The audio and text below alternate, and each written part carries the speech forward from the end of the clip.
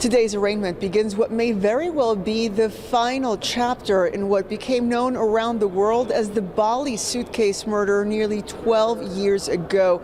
Tommy Schaefer pleading not guilty to conspiracy to commit murder, telling the court he wants to represent himself. Tommy Schaefer smiled and blew a kiss at his mother as he walked into a U.S. courtroom for the first time today.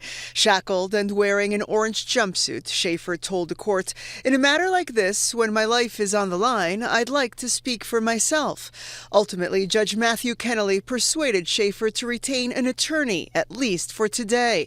Schaefer was taken into custody on Wednesday, midway through a flight from Bali to O'Hare.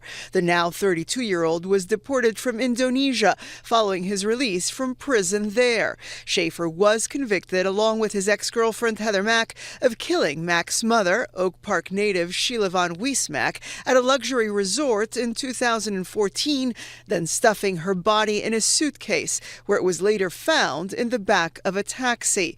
Mack. A woman checks into a five-star resort in paradise and leaves inside a suitcase.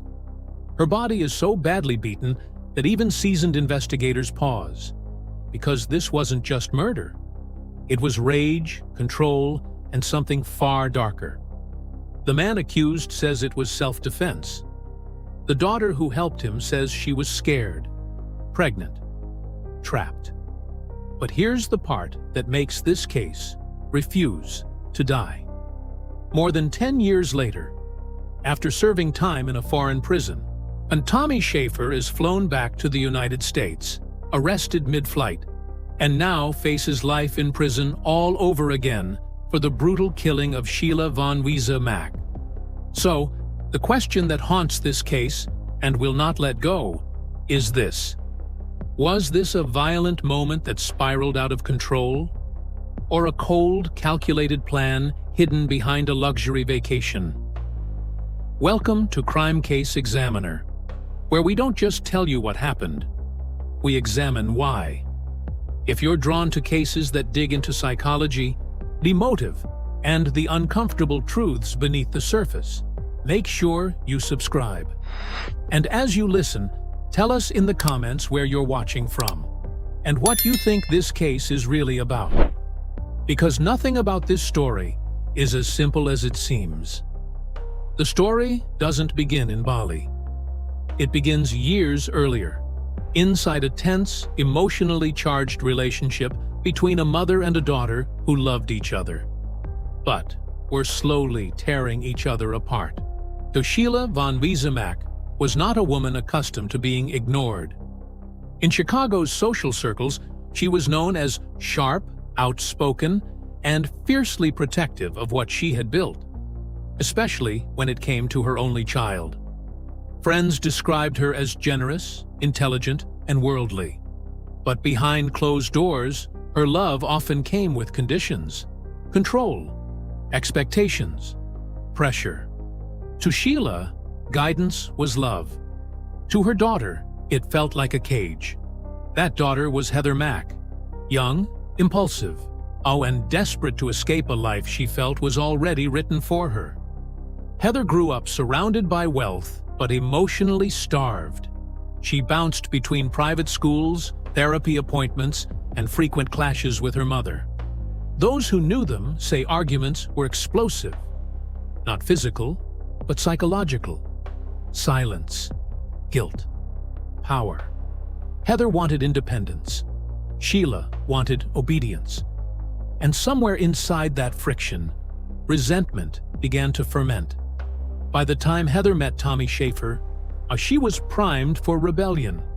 Tommy was the opposite of everything Sheila valued. He didn't come from money. He didn't have a stable career. He didn't respect authority, especially hers. To Heather, that made him intoxicating. To Sheila, he was a threat. Friends later recalled how quickly the relationship escalated. Heather became emotionally fused to Tommy. They spent nearly every moment together. She stopped listening to her mother's warnings. And when Sheila tried to intervene, to pull her daughter back, it only pushed Heather closer to the man Sheila despised. this wasn't just a boyfriend. In Sheila's eyes, Tommy represented chaos, someone who would drain her daughter financially, emotionally, and permanently. And Sheila made one thing clear. If Heather stayed with him, there would be consequences. What few people knew at the time was that Heather was hiding something enormous. She was pregnant, and she was terrified. See, not just of motherhood, but of losing everything her mother controlled: money, housing, security, and future inheritance. For Heather, the pregnancy wasn't just life-changing, it was leverage, or a death sentence.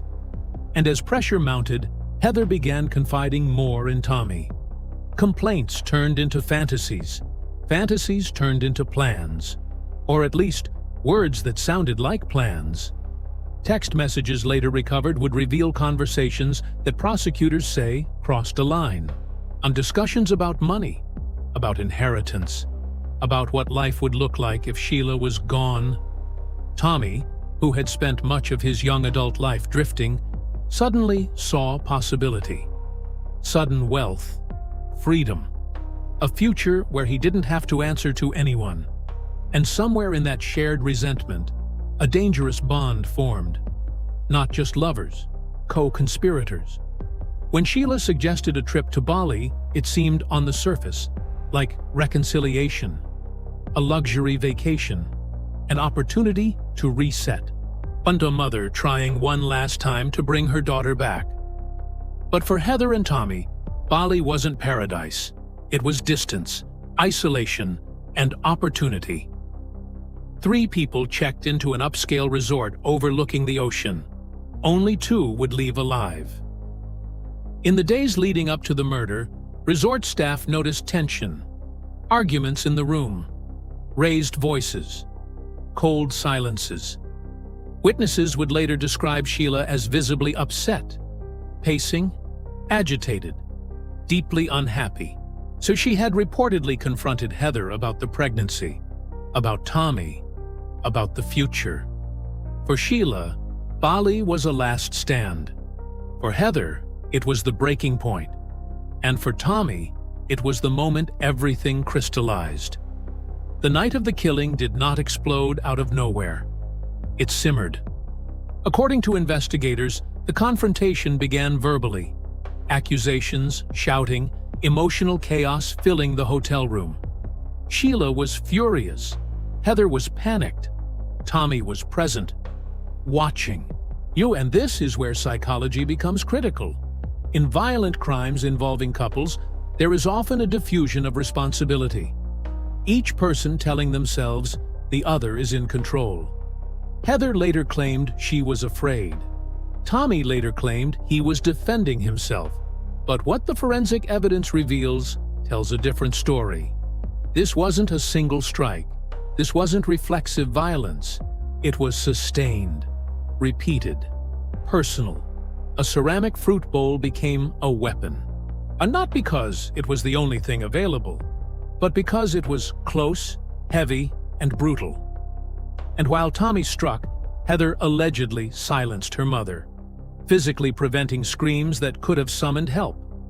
This is not panic behavior. This is cooperation. After Sheila stopped moving, something chilling happened. Instead of shock, instead of horror, there was action. They cleaned the room. They assessed the damage. They made decisions. And then, they did something that would define this case forever. They folded a human body into a suitcase. That act alone speaks volumes. Psychologists note that post-crime behavior often reveals more truth than the act itself. And stuffing a body into luggage requires emotional detachment, a mental switch from person to object, from mother to problem. The suitcase was placed into the trunk of a taxi. And here is the moment where many criminals are caught, the point where panic usually takes over. But Heather and Tommy didn't run screaming into the night. They checked into another hotel. They ordered food. They tried to disappear quietly, as if this was just another step in a plan that had already been accepted as necessary. The body was discovered when the taxi driver noticed blood leaking from the trunk. Police were called. The illusion collapsed instantly. Within hours, the Heather and Tommy were located and arrested. Inside the interrogation room, the stories began to fracture. Heather cried. Tommy insisted it was self-defense, but investigators weren't listening to words. They were listening to evidence. The injuries told a story of rage. The cleanup told a story of intent. The suitcase told a story of control. At trial in Indonesia, judges described the killing as sadistic. Tommy was sentenced to 18 years, while Heather received 10, reduced due to pregnancy and what the court described as a lesser role. But here's the uncomfortable truth. Lesser role does not mean innocent. It means shared guilt, divided unequally. Heather gave birth in prison. Tommy disappeared behind bars. And for many, the case faded into memory. A shocking headline. A tragic vacation gone wrong. End of story. Or so it seemed. Because what happens after the prison doors close is where this case truly becomes disturbing. And that's where Session 2 begins. A release no one expected. A second prosecution. And a question that refuses to die. If justice was already served once, why does this story still demand an ending? Prison is supposed to be the end of the story. The punishment, the consequence, the place where justice finally settles. But in this case, prison was only the intermission. When the Indonesian court handed down its sentences, the world exhaled. 18 years for Tommy Schaefer, 10 years for Heather Mack. A mother was dead. Her killers were locked away. Paradise had swallowed the horror and moved on. Or at least, that's what it looked like from the outside. Because behind the prison walls, something else was happening. Something quieter, slower, and far more unsettling. Indonesian prison is not what most Americans imagine. It is crowded, unforgiving, a place where survival depends less on innocence or guilt and more on adaptation. And adaptation is exactly what Tommy Schaefer did. In the years following his conviction, prison officials described him as compliant, polite, intelligent, a model inmate. He worked, he followed rules, he kept his head down. No fights, no infractions, no visible rage. To guards, he looked reformed.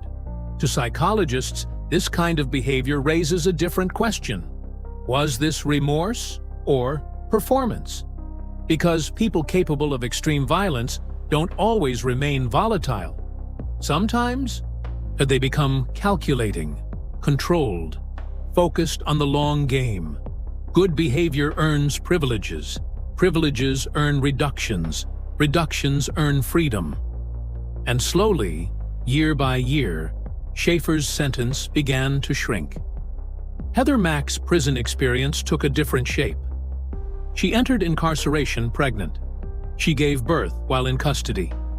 A child born behind bars.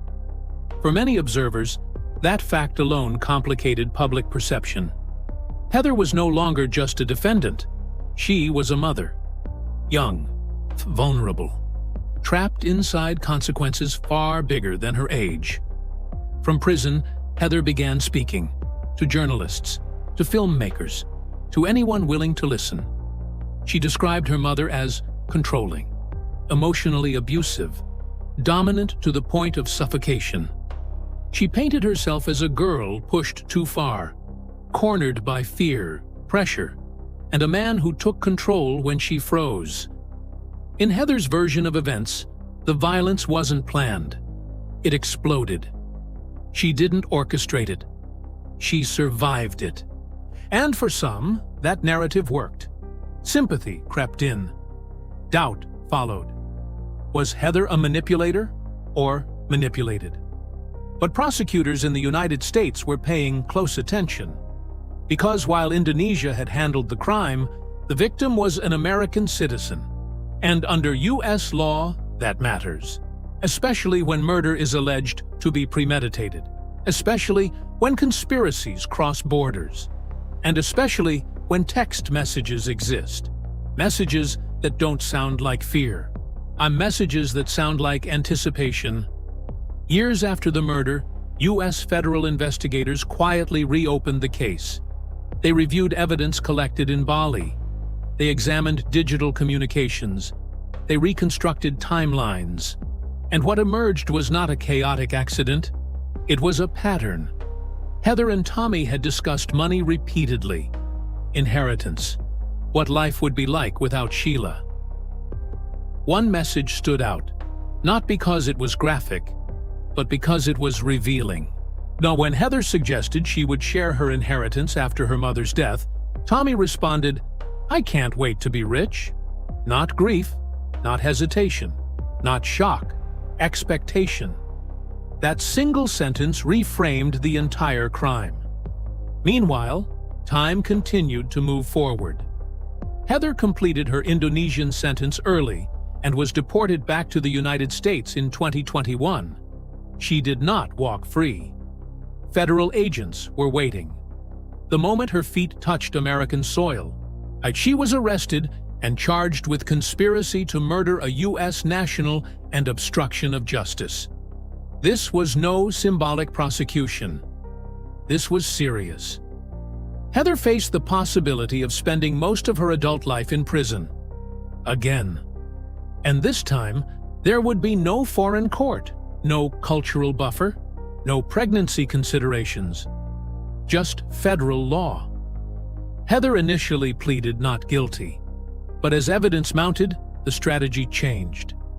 In 2024, she entered a guilty plea, and the sentence, 26 years in U.S. federal prison, longer than her time in Indonesia, longer than many expected. For the first time, it felt like accountability had finally landed. One conspirator was back behind bars, permanently, which made the next development all the more shocking. In early 2026, Indonesian officials announced that Tommy Schaefer was being released. Not acquitted, not exonerated. Released for good behavior. 11 years served. 7 years shaved away. And just like that, and the man convicted of beating a woman to death and stuffing her into a suitcase was no longer an inmate. He was a free man, at least briefly. What happened next feels almost cinematic. Schaefer boarded a plane bound for the United States. Mid-flight, U.S. Marshals took him into custody. Not after he landed. Not after he unpacked. In the air. He had not outrun justice. He had flown directly into it. When he arrived in Chicago, cameras were waiting. So were federal prosecutors. So was a new indictment. Schaefer was charged with conspiracy to kill a person in a foreign country, conspiracy to murder a U.S. national abroad, tampering with a victim, crimes that carry life imprisonment. The same man who had just walked out of a prison gate in Bali now stood in shackles in an American courtroom. The irony was impossible to ignore. Justice had not forgotten. It had waited. During his first appearance, something else happened. Something that unsettled even seasoned observers. Tommy Schaefer smiled. He blew a kiss toward his mother. Then he asked to represent himself. "When my life is on the line," he said, "I'd like to speak for myself." This is not a small detail. In forensic psychology, defendants who insist on self-representation in high-stakes cases often exhibit one of three traits: extreme confidence in their narrative, a need for control, or a belief they are smarter than the system judging them. Sometimes all three. The judge strongly discouraged it. For now, Schaefer has counsel, but the impulse remains telling. So here we are, more than a decade after the murder. One conspirator serving 26 years in a U.S. prison, and the other facing trial all over again. with the possibility of never walking free. And the central question refuses to fade. Was this a crime driven by desperation or by desire? Because if it was desperation, why the cleanup? Why the suitcase? Why the messages about money? And if it was desire for wealth, freedom, escape, then what does that say about the people capable of turning love into leverage and family into an obstacle? What makes this case especially disturbing is not just the violence, it's the delay. The way accountability arrived in pieces, the way time blurred guilt, the way narratives shifted as years passed. Psychologically, delayed justice creates space for rationalization. People rewrite their own stories. They begin to believe them. And by the time they face judgment again, they are no longer defending actions. They are defending identities. In Session 3, and the story reaches its most uncomfortable place, the courtroom, the psychological battle between perception and evidence. And the final question jurors and viewers will have to answer: can someone serve time for murder and still never truly face what they've done? Because the truth is waiting, and it's not done with this case yet. The courtroom in Chicago was heavy with tension. After more than a decade, Tommy Schaefer was finally facing justice on U.S. soil. And the man who had spent 11 years in an Indonesian prison for the brutal killing of Sheila von Wiese-Mack now stood shackled before a federal judge, staring down the possibility of life imprisonment, a sentence that could eclipse the one he had just finished serving. The eyes of the world were on him. When Schaefer entered, he carried a calm that unsettled everyone in the room. He wore an orange jumpsuit. He was shackled, and yet he smiled. He blew a kiss toward his mother sitting in the gallery, a gesture that would later be analyzed by psychologists and criminologists alike. Was it arrogance, detachment, or a calculated attempt to maintain control over a situation he could no longer dominate? He pleaded not guilty to all charges: conspiracy to kill someone in a foreign country, conspiracy to commit murder of a U.S. national abroad, and tampering with a victim. When asked if he would be represented by counsel, Schaefer stunned the courtroom by requesting to represent himself. "When my life is on the line," he said, "I want to speak for myself." In high-stakes criminal cases, such requests often reveal grandiosity, a desire for control, or a belief in one's superiority over the law. The judge allowed counsel for the day, but cautioned him sternly. Psychologists studying Schaefer describe a man with a unique blend of traits. He could plan meticulously, charm effortlessly, and rationalize actions that the rest of the world would call horrific. In prison, he had learned patience and control, surviving a system designed to punish unpredictability. But beneath that calm lay the same capacity for violence that had claimed Sheila's life. Heather Mack, in contrast, reveals a portrait of someone enmeshed in dependency, fear, and rationalization, bonded to a man who manipulated her anxieties. Together, they created a synergy that turned resentment and desire into lethal action. The U.S. investigation relied heavily on evidence from Indonesia and newly collected domestic proof. Text messages between Heather and Tommy before and after the murder revealed premeditation, discussions of inheritance, and eagerness to benefit from Sheila's death. Forensic analysis confirmed the brutality of the crime. Repeated blunt force trauma shattered the nasal bone and jawbone, proving the assault was sustained and not impulsive. Witness accounts from hotel staff and the taxi driver who discovered the suitcase helped reconstruct the scene and the perpetrator's behavior after the murder. The evidence painted a horrifyingly clear picture. This was murder carefully executed and followed by calculated concealment. The suitcase itself became a symbol of the case. Placing a human body into luggage demonstrates a detachment from humanity, a view of the victim as an object rather than a person. See, psychologists explain that this level of post-crime behavior shows emotional detachment and control, an ability to convert terror and violence into a methodical act. For Heather and Tommy, the suitcase was not just a container. It was the physical manifestation of their attempt to erase responsibility, to fold guilt into a box and leave it behind. Justice arrived in layers. Indonesia prosecuted first, sentencing Schaefer and Mack. Heather was released and deported to the U.S. in 2021, yet immediately facing federal charges. In 2024, she pleaded guilty in the United States and received 26 years. And then Tommy, freshly released for good behavior, was once again in custody. This layered justice system highlights a chilling reality.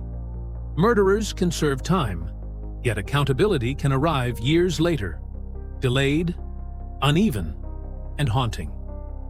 At the heart of the crime lies a motive both simple and terrifying: money, freedom, and control. Heather wanted independence. Sheila wanted protection. Tommy wanted opportunity. These desires collided in a combustible mix: the inheritance, the pregnancy, the simmering tension between mother and daughter. Each force escalated the situation until it exploded in violence. Experts call this coercive bonding in criminal behavior, the dangerous entanglement of fear, loyalty, influence, and desperation. As the trial approaches in January 2027, the psychological weight will be immense. Jurors will sift through years of evidence spanning 2 countries. They will hear forensic testimony, prison accounts, and witness recollections of Sheila's final hours. They will confront messages, autopsy reports, and the reconstruction of the crime scene. At every moment, the central question will loom: was this impulsive rage or premeditated calculation cloaked in love and manipulation? Psychologists examining Tommy describe him as grandiose, detached, and manipulative, capable of committing extreme violence while maintaining emotional distance. Heather exhibits enmeshment, desperation, and rationalization, justifying participation to survive emotionally. Together, they were a perfect storm. 2 young people whose vulnerabilities and desires combined into lethal force. The case forces a haunting question: could this tragedy have been prevented? Or was it inevitable once these 3 lives collided in Bali? Sheila's control may have fueled Heather's rebellion. Heather's immaturity and pregnancy amplified Tommy's influence, and Tommy's desire for wealth exploited them both. Each decision, each text, each action escalated the tension until it became irreversible. Even now, the case continues to fascinate and disturb. Media coverage, documentaries, and viral discussions keep it alive, not just because of the brutality, but because it exposes uncomfortable truths about family, betrayal, and the human capacity to rationalize the unthinkable. And the suitcase remains a chilling symbol of greed, resentment, fear, and the darkness that can reside within ordinary people. At its core, this story is about relationships gone wrong. A mother trying to protect, a daughter seeking freedom, a young man seeking opportunity. Each desire is understandable alone, but combined in isolation, fear, and immaturity, they became lethal. The case forces us to confront an uncomfortable truth. How much of evil is premeditated? And how much is the result of circumstances colliding in a way humanity cannot contain? As Tommy Schaefer awaits trial, the truth remains suspended between past and present. The pieces of justice, convictions, sentences, and appeals are falling into place, but the psychological and emotional echoes of the murder will never fade. The central question persists. When human desires, weaknesses, and manipulations collide, can anything truly stop a tragedy from happening? And this is the Bali Suitcase murder, a story of love, betrayal, violence, and accountability that spans continents and decades. As the trial unfolds, we will witness whether justice finally catches up, or whether the past, like the suitcase itself, will continue to weigh heavily on everyone involved, long after the doors of the courtroom close.